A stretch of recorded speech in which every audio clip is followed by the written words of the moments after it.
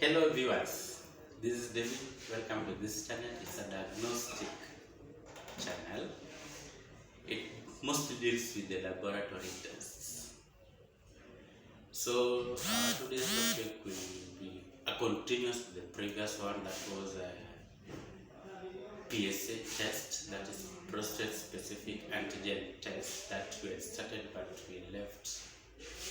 We didn't complete. So today will be complete that topic. The reason why I'm doing this is for the help of the patient and also to help in the boosting the confidence of the laboratory personnel and help in training them so that the doctor gets or the clinician gets the precise and accurate result regarding the specific test. So as I've said, that we'll be discussing what's the PSA. We'll be discussing the recommendation for doing the test, that is the prostate specific antigen test. We'll also be discussing the reference for this particular test, and that will be our main interest as laboratory personnel, interpretation of the result so that we get the required precise and accurate result that is dependent. Then we'll also be checking what if someone who does not have the signs of prostate cancer but decides to do the test and it's realized that the results are elevated. How do you go about it, or what should be done on that?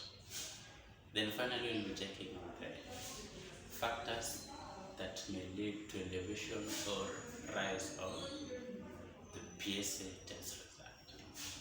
So guys, I would like you to comment, share, subscribe, leave a notification, press a notification button so that when we shall be having the next video, you will be notified immediately. So let's jump into it together.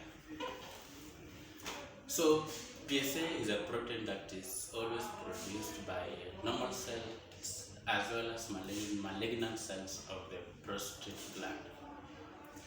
It's a diagnostic test, yes, that is always sent by a doctor or a clinician to help in screening in case there is a presence or there is an elevation of the PSA or the elevation of the prostate surface antigen in patient blood. It also helps in the diagnosis of the prostate cancer, while the patient blood is sent to the laboratory for screening to check the level of the prostate surface antigen.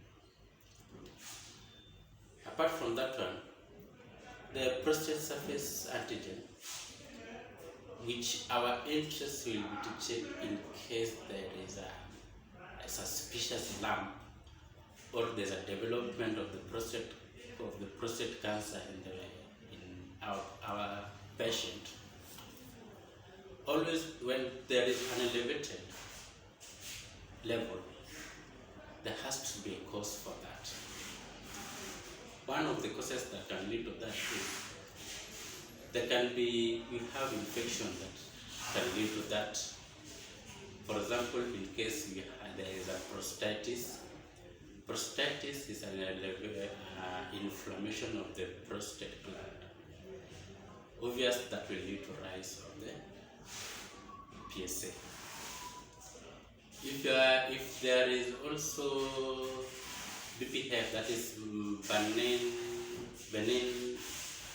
benign prostatic hyperplasia, that is enlargement of the prostate gland, can also lead to the rise of the PSA. Apart from that, there is also, if there is a recent biopsy or a recent prostate biopsy that was taken recently, then the test is done, can also show elevated result. next part of it is going to be what is done in case, or what is the recommendation for this particular test.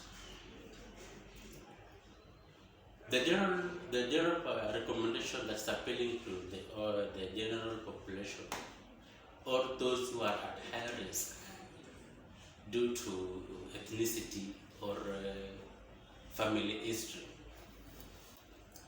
is that for those who are between 50 to 59 or 50 and above years, the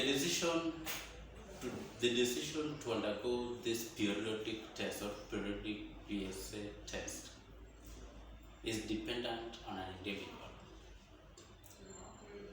That means that when someone wants to go to the test, it's advisable that this patient are discussed with the doctor or the clinician on the benefits and harms of this particular test, such that at the end of it, after discussing the importance and why the reasons as why it's important to do this test, then the patient will continue for the test.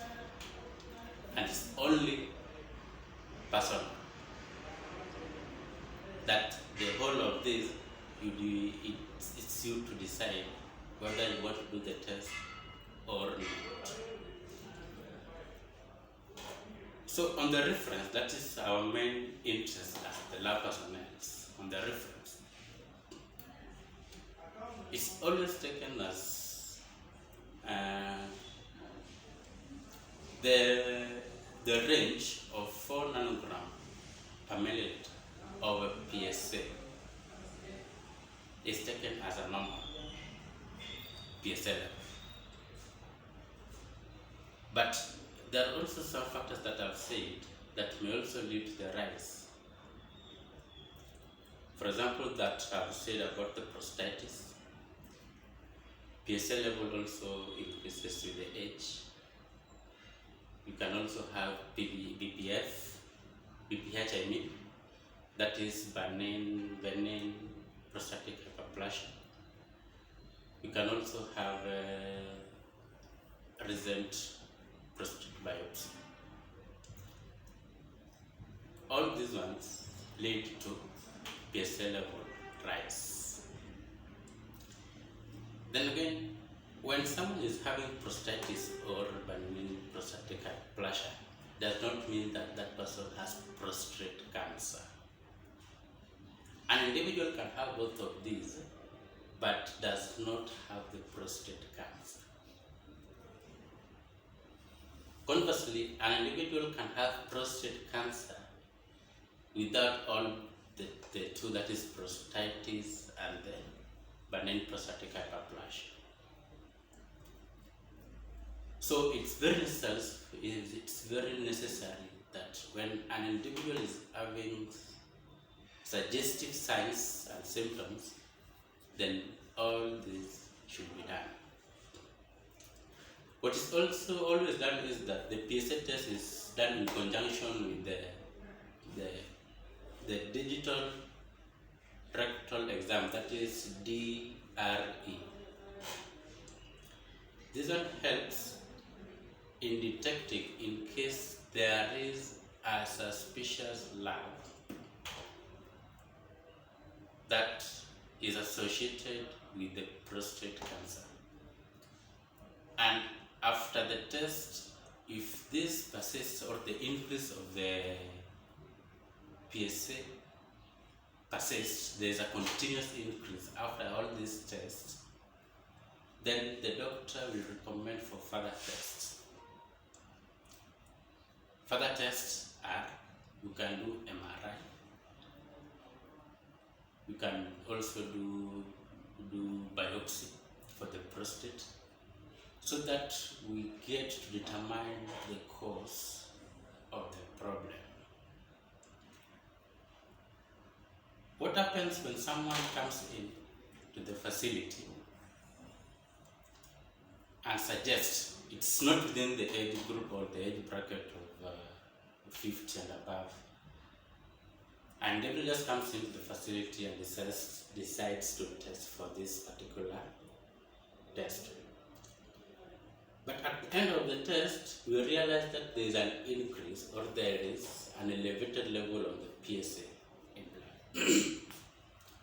What is always done is that there is no harm if the doctor recommends for a retest to confirm the previous result. If the previous result, or if the repeated result, there is a continuous increase, or there is a persistent increase in the PSA level, then the doctor can recommend again for the digital rectal exam.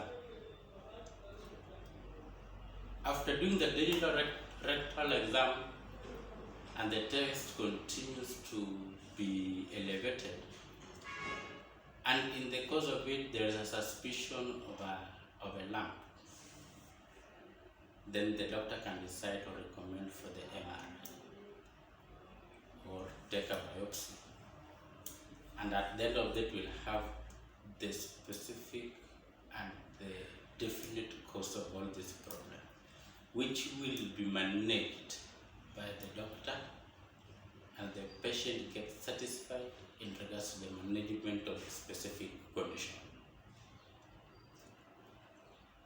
So, guys,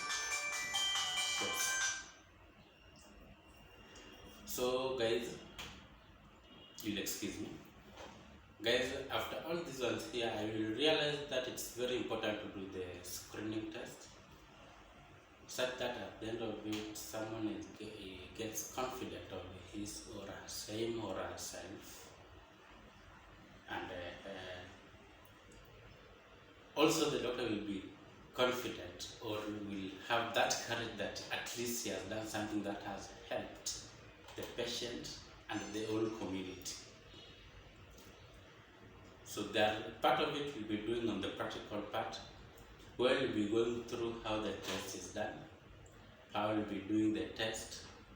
I will be telling how to interpret the result after interpreting the result, and how the doctor will help the patient in management of that condition. So guys, kindly like this video. If you are pleased with it, leave a comment below it. I'll appreciate every advice, so that it also helps me in doing my own research in regards to all these. Comment, thumbs up, subscribe, and share. Thank you guys.